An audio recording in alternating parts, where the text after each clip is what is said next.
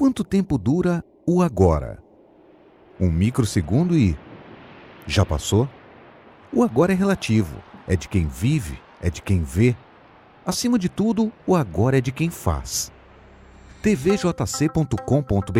Conteúdo do Sistema Jornal do Comércio de Comunicação exclusivo para a internet. É interativo, é ao vivo, é on demand, é agora.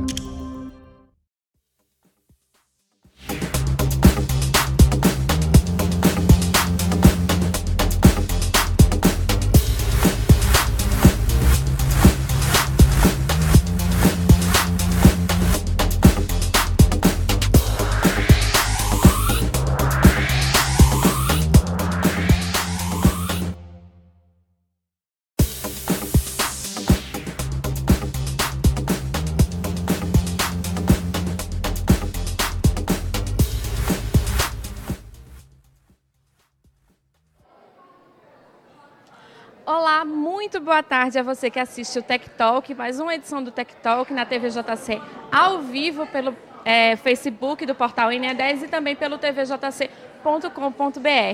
O tema de hoje é interessante para pessoas de todas as idades, de todas as áreas, que é educação.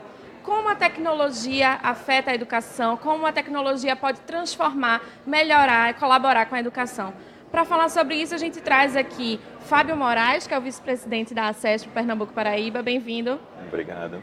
A gente também está com Laís Xavier, que é CEO da Mídias Educativas. Bem-vinda, Laís.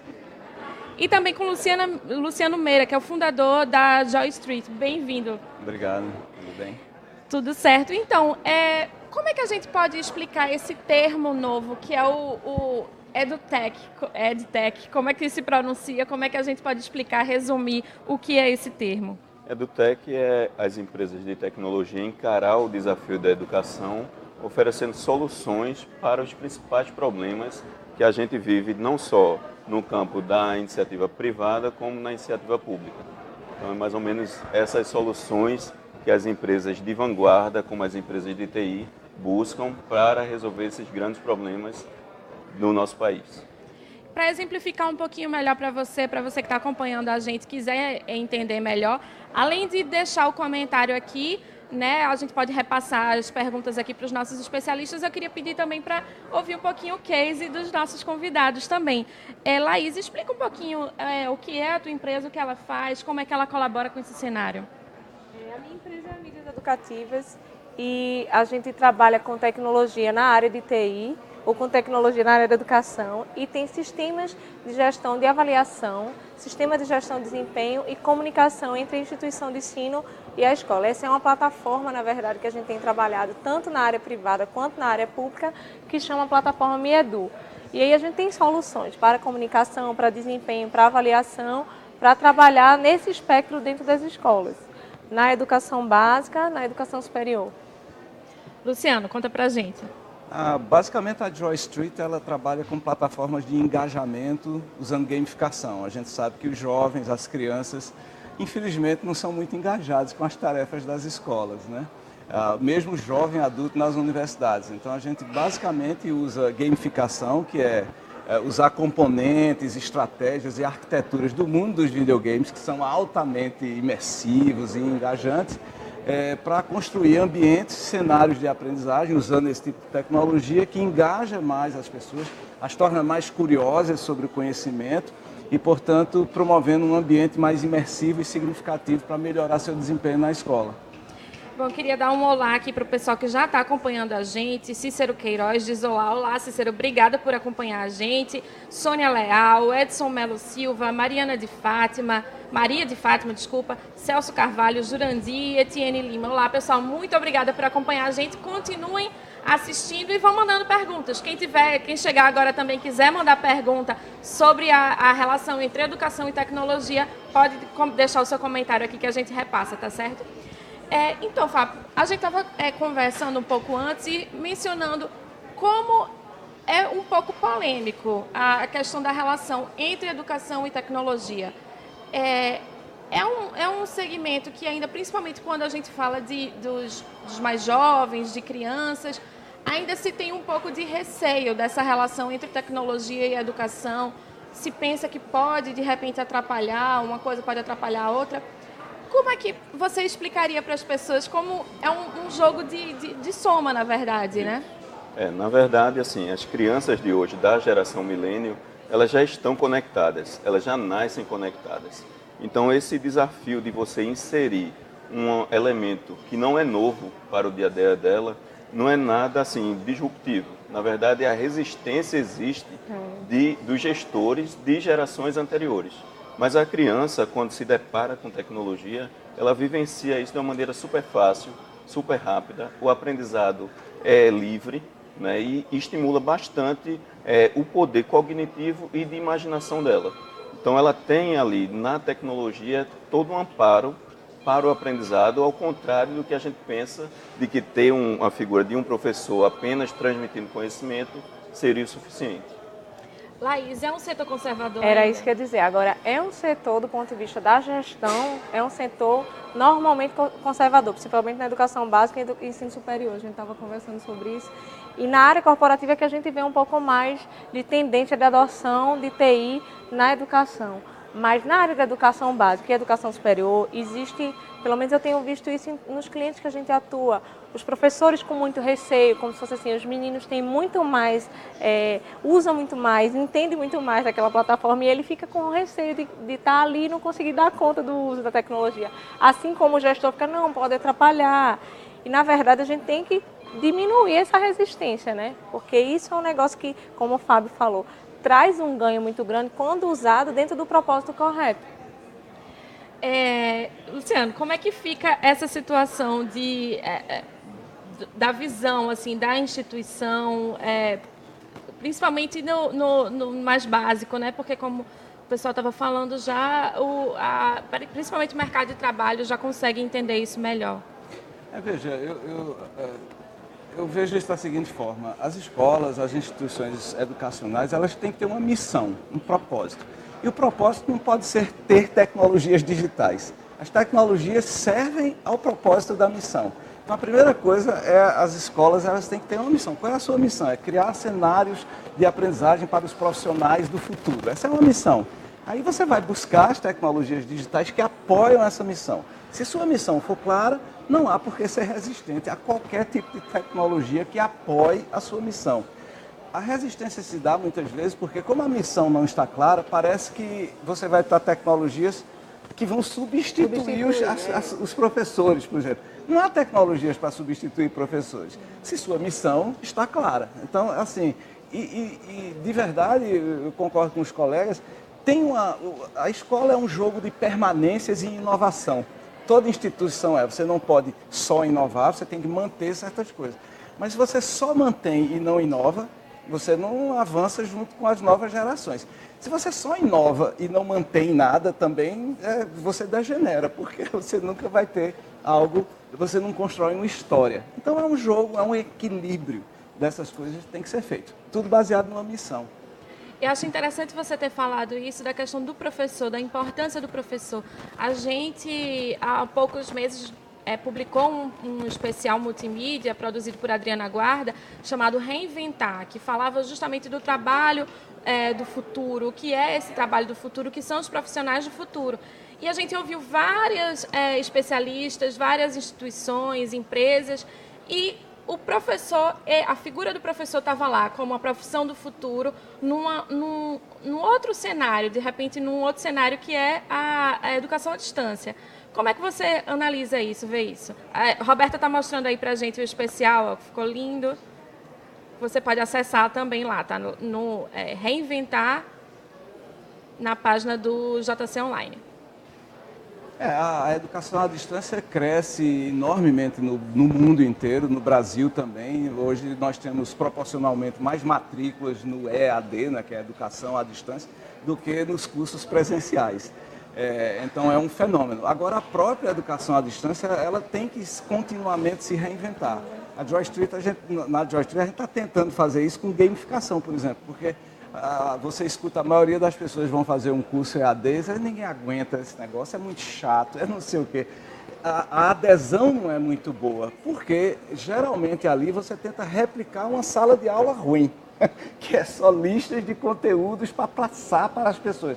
Não é assim que se trata com conhecimento, né? Então a gente está reinventando isso, inserindo as pessoas numa narrativa que dá um senso de propósito, que tem uma missão para as pessoas realizarem, usando aquilo que eu chamei de gamificação, né? Então o próprio EAD tem que se reinventar para poder capturar mais pessoas e deixar elas engajadas com o conhecimento de verdade. Fábio, a gente tem um levantamento que mostra que já existem no Brasil 190 organizações dessa área de tecnologia focada em educação. Do ponto de vista empresarial, é um segmento promissor? As pessoas que querem investir em alguma área tecnológica, educação é uma área promissora? Eu acho que educação é um tema central em qualquer discussão que houver para resgate desse país. Então, se a gente não coloca a educação como um ponto principal, a gente vai sofrer bastante as consequências que estamos vendo como resultado aí nesse dia a dia. Então, esse setor ele é gigante e é um setor que ele não tem limites territoriais. A gente pode ter soluções que são escaláveis, soluções internacionalizáveis, que podem muito bem atender tanto o mercado local quanto o mercado mundial de forma competitiva. E para isso, as soluções do Brasil em particular, elas são bem interessantes nisso. A gente produz cérebros bastante competitivos. Laís, tem algum segmento dentro da educação aliada à tecnologia que você vê que de repente aqui no Brasil ele está decolando melhor e algum outro que precisaria de algum empurrãozinho aí? Veja só, é como eu falei, na área corporativa a gente consegue ter uma adesão melhor. O pessoal da área de formação técnica consegue ter uma adesão melhor, porque as pessoas recorrem, né, Luciana, ao EAD. Tem uma experiência verdadeiramente no começo, normalmente não é uma experiência tão interessante, ele dá aquela resistência no próprio aluno, mas a gente tem bons resultados de EAD, como disse o Luciano. Na área da educação básica, principalmente na área pública, eu acho que essa é uma área mais, digamos assim, carente desse tipo de produto, porque, na verdade, quando a gente vai conversar numa escola na área pública, tem outras demandas que sequer foram supridas, que está dentro da base da pirâmide deles, né? Quer dizer, é o transporte, é a merenda. Mas a gente tem que entender que a inserção desse tipo de ferramenta num ambiente público, ele traz para o gestor a potencialidade de descobrir onde é que estão as falhas do ambiente dele, de educação, e interferir com um gasto mais assertivo, sabe? Então, assim, por mais que, por exemplo, dentro do... Eu acho que a área mais dura, digamos assim, para entrar é a área de governo. Dentro da área de governo, a educação básica, de fato, né, que é a educação escolar, porque é uma área que, para você vender, é um ambiente difícil e o gestor precisa perceber que, na verdade, ele está fazendo um investimento numa informação mais acurada. Não é isso, Fábio? Luciano, a gente mencionou gamificação, você falou de gamificação, a gente falou de EAD nesse formato mais tradicional, que replica um pouco uma sala de aula. Quais são os outros formatos que a gente pode perceber ou ver surgindo, ou que já existem, que aliam educação e tecnologia? Pode-se citar a aprendizagem, a chamada aprendizagem adaptativa, né? São algoritmos sofisticados que podem fornecer ao aprendiz, dentro de um processo qualquer de aprendizagem, informações mais relevantes dependendo do seu estilo de aprendizagem ou do desempenho que está obtendo. Então, você tem plataformas chamadas plataformas de aprendizagem adaptativa que meio que reconhecem a forma e a velocidade da aprendizagem de um aprendiz e é capaz de oferecer tarefas mais personalizadas para cada um dos determinados sujeitos que estão lá, né? Então, a aprendizagem adaptativa é uma dessas possibilidades. Em alguns ambientes de tecnologias mais sofisticadas, a própria inteligência artificial já pode oferecer algoritmos muito sofisticados e de chamada aprendizagem profunda, né? Que são capazes de reconhecer nesses sujeitos determinadas tendências de aprendizagem e ofertar ali atividades, tarefas, missões mais correspondentes às suas competências. Bom, eu vou só ler o comentário aqui que Ítalo Nogueira está falando com a gente, está comentando aqui, grandes empresas do nosso ecossistema de EdTechs. Queria agradecer aí a participação de Ítalo, que mesmo à distância está aqui com a gente, não é isso? Fábio, como é que a gente... Um tema que, quando a gente traz aqui no Tech Talk, sempre assuntos diferentes relacionados à tecnologia, um tema que volta e meia, até polêmico, que a gente menciona, é a questão de regulamentação. Na área de educação, isso é um problema ou como é em outros, como a questão de direito, saúde, a gente sabe que é um ponto bastante conflitante. Como é que é isso na educação? É um ponto mais pacífico? É um ponto bem polêmico também, a regulamentação. Muitas das vezes vem com alguns obstáculos, né, para realidades diversas. Esse país é continental, então a gente tem realidades diversas. Às vezes a distância de Brasília para algumas localidades, os seus regionalismos e suas particularidades são às vezes desrespeitadas, mas ao mesmo tempo apresenta muitas oportunidades no sentido de que as empresas que produzem para a área de educação podem ofertar soluções tecnológicas, né, visando facilitar o dia a dia dessas instituições.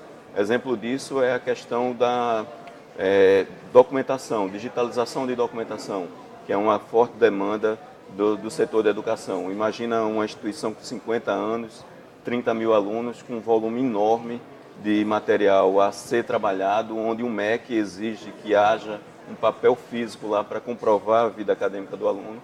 Tudo isso são soluções que a área de tecnologia pode suprir e solucionar muitas dores desse setor, que é carente. E aí eu queria passar a bola também para a Laís e para o Luciano, falar o seguinte, e aí dar quase um depoimento pessoal.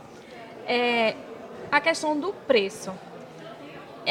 Em alguns segmentos, principalmente na área de educação superior, às vezes a gente procura algum tipo de capacitação online e os preços são quase proibitivos em alguns casos. Como é que a gente pode melhorar essa questão do preço? Ele se dá mais pelo custo mesmo da plataforma ou é o nome lá, o carimbo da instituição que faz esse preço subir? Laís, primeiro. Olha, eu acho, na verdade, que em relação ao preço, do ponto de vista de EAD, ele fica proibitivo dos dois lados, né? Tem hora que a gente tem que mergulhar no preço, né, Luciano, para dar entrada no mercado de algum tipo de produto que a gente quer validar ou que a gente quer, de fato, fazer a entrada do mercado, assim como quando as instituições já têm uma chancela muito grande, ela dá uma levantada no preço. Mas, assim, de verdade, eu acho que os preços do EAD, eles são mais convidativos do que o preço da presencial, sem dúvida. Então, assim, eu acho que para a empresa trabalhar, inclusive no lançamento de novos produtos, de novos conteúdos, de novos cursos, ela dá uma mergulhada, normalmente é o que eu tenho visto aqui no nosso setor, né? Dá uma segurada no preço, o preço não sai muito além. Eu acho que na verdade, são boas oportunidades para o aluno se reinventar dentro do próprio EAD. Luciano, na verdade, assim, tem uma confusão, na minha opinião, no mercado de EAD, que muitas vezes as pessoas já percebem que o EAD é algo de qualidade inferior. E é. Muitas vezes é mesmo, porque as pessoas tratam o EAD, os formuladores das políticas educacionais no EAD, tratam o EAD apenas quase como repositório de PDFs, né? Eu acho que as pessoas sabem que PDFs são aqueles documentos que nem hipertextos são, tem nem links clicáveis dentro. Então você cobra, na verdade, muito pouco, porque a qualidade também é muito baixa. Aí quando você tem um serviço um pouco melhor, aí tem a chancela da qualidade. O negócio é o preço tem que subir, até para se diferenciar daquele mar de coisas muito ruins que normalmente são ofertadas no EAD. Então, assim, tem uma disputa injusta por preço, né? Porque você tem muita coisa no EAD muito barata, mas muito ruim, e tem algumas poucas outras coisas mais caras, porque realmente a qualidade é muito melhor. Idealmente, você tem todo mundo se movendo para um mercado de ofertas muito mais sofisticadas e interessantes, por preços na média, menores do que são hoje. Mas isso exige competição, exige muita gente, exige as pessoas valorizando o EAD, cursos online, de uma outra forma. Bom, eu acho que a gente já pode ir se encaminhando para o final. Eu queria só pedir para você fazer o seu último comentário, cada um vai fazer o seu comentário final também. Eu acho que Pernambuco tem uma oferta muito interessante de soluções para a área de educação, de tecnologia. A Qualinfo, que é uma empresa de 15 anos no mercado, tem uma experiência bem agradável nessa área de gestão educacional, pode contribuir bastante. Eu gostaria de agradecer também ao Sistema Jornal do Comércio pelo apoio e também da associação da SESPRO, CEPROP e também do Porto Digital. Laís. Na verdade, eu queria deixar um recado um pouco para os empreendedores de EdTech, que estão começando agora, que percebam dentro do ambiente, por exemplo, o ambiente editorial é um ambiente muito forte, o ambiente das editoras, do sistema de ensino. Então, tentar ver como é que você pode se diferenciar num segmento que talvez tenha uma entrada mais, digamos assim, mais fácil de prova do produto, sabe? E aí, como eu sei que tem muita gente que deve assistir aqui, né?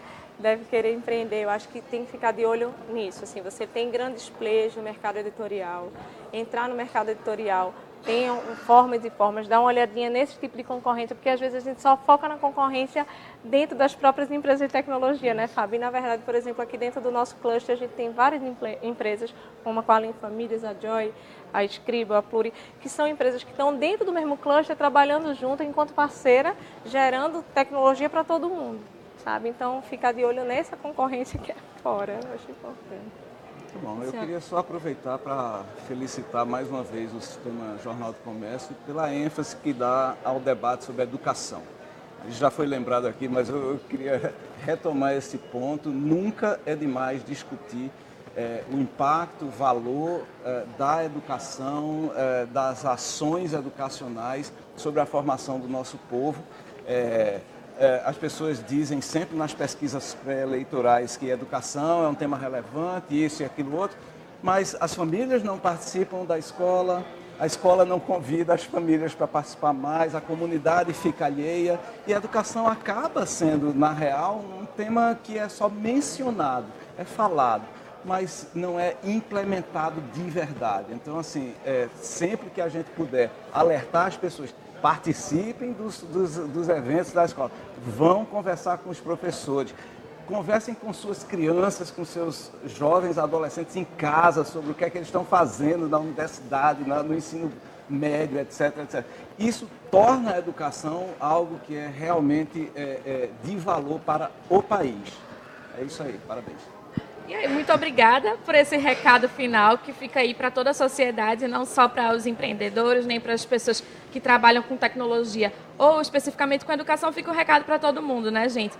E eu queria agradecer também a você que acompanhou a gente até aqui. Se você acha que esse assunto pode interessar algum amigo, algum primo, algum parente, alguém que você conheça, pode mandar o link que ele vai ficar aí perpetuado no Facebook do portal INE10 e também disponível no nossa grade de programas da tvjc.com.br. Eu agradeço bastante a sua companhia. Muito obrigada. Até a próxima. Tchau.